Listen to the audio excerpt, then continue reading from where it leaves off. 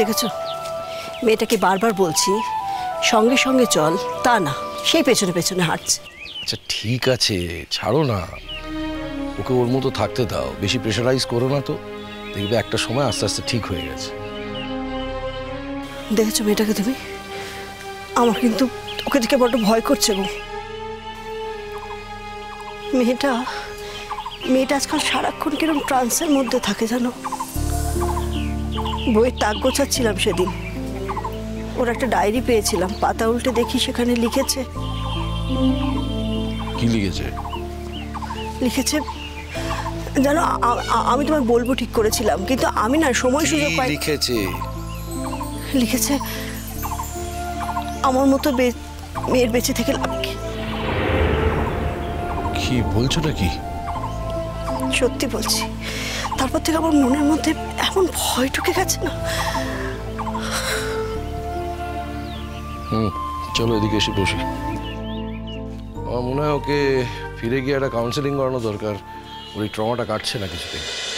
আমার খালি কি মনে হচ্ছে জানো, এখানে এসে যদি ওর সব আগের কথা মনে পড়ে যায়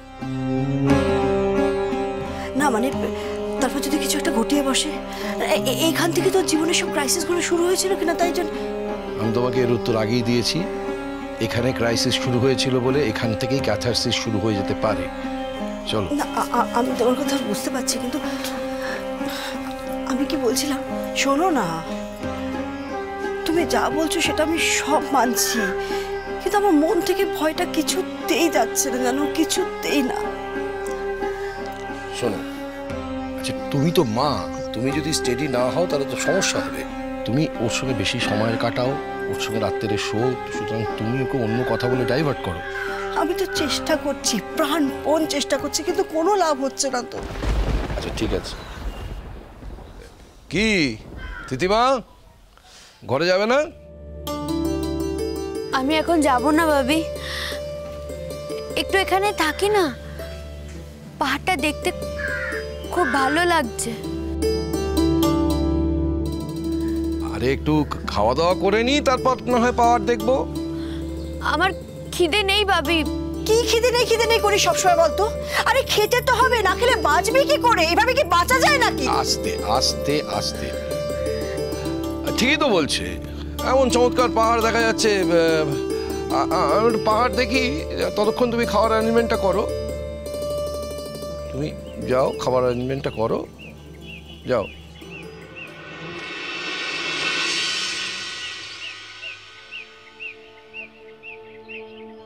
ঠিক এখান থেকেই আমার জীবনের সমস্ত বিপর্যয় শুরু হয়, আর সেই বিপর্যয়ের মূলে আছে একজন, অনুরাগ। যদি প্রথম থেকে আমার উপরে আগ্রহ না দেখাতো, যদি আমার সাথে কথা নাই বলতো, যদি আমাকে এড়িয়ে যেত, তাহলে এত কষ্ট হতো না আমার,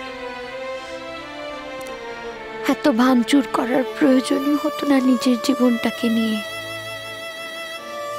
কেন এমন করলে অনুরাগ, কেন?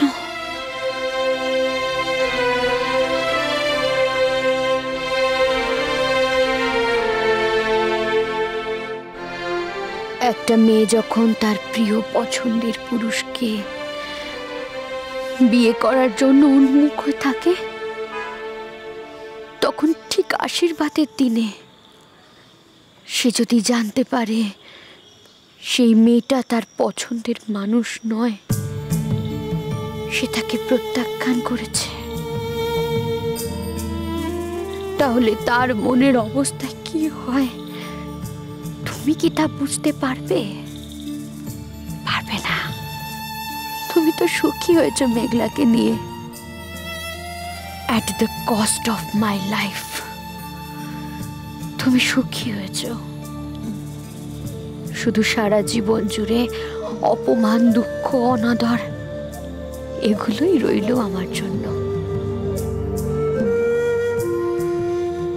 যদি আর কোনোদিনও তোমার সঙ্গে মুখোমুখি হই, একটা প্রশ্ন করব তোমায়, কেন আমায় পছন্দ হলো না? কেন মনে হলো দিদি তোমার স্ত্রী হওয়ার যোগ্য নয়। শুধু তোমাকে পাওয়ার জন্য আমি অনেক নিচে নেমেছি, অনেক স্বার্থপর হয়েছি, কিন্তু এতটা খারাপ, এতটা নীচ তো আমি ছিলাম না। হয়েছিলাম শুধু তোমার জন্য, শুধু তোমার জন্য।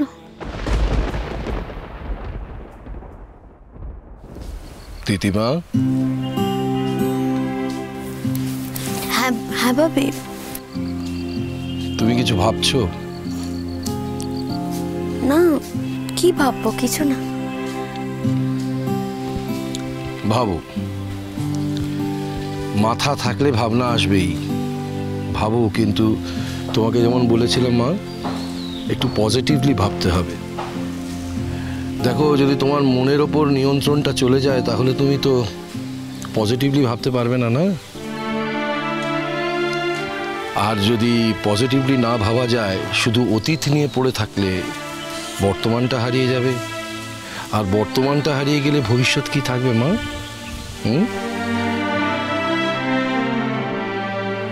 আমি জানি ভাবি,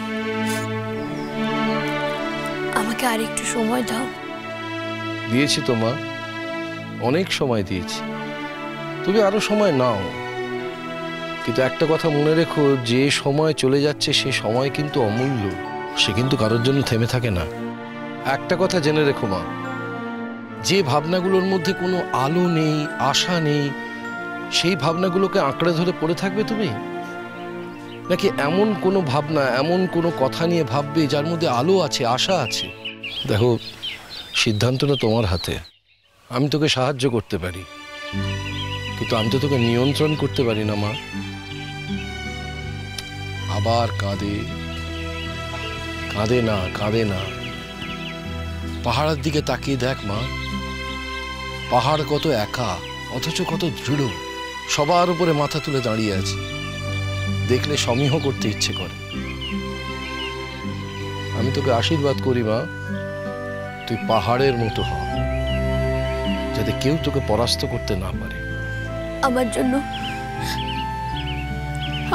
তুমি কত অপমানিত হয়েছো ভাবি। তুই তো আমার সন্তান। তুই যখন বছরের পর বছর স্কুলে ফার্স্ট হতিস, তারপর কলেজের শেষ পর্যন্ত যে টপার হতিস, তার জন্য আমার অহংকার হয়নি? সন্তানের জন্য শুধু অহংকারটাই নেব, অসম্মানটা নেব না, এ তো হয় না মা। আচ্ছা ভাবি, মাঝখানের এই একটা বছর যদি আমার জীবনে না আসতো, একটা কথা বলবো, জীবন থেকে সময়কে কখনো ইরেজ করে দেওয়া যায় না। যায় মা, সময়কে ইরেজ করা যায়,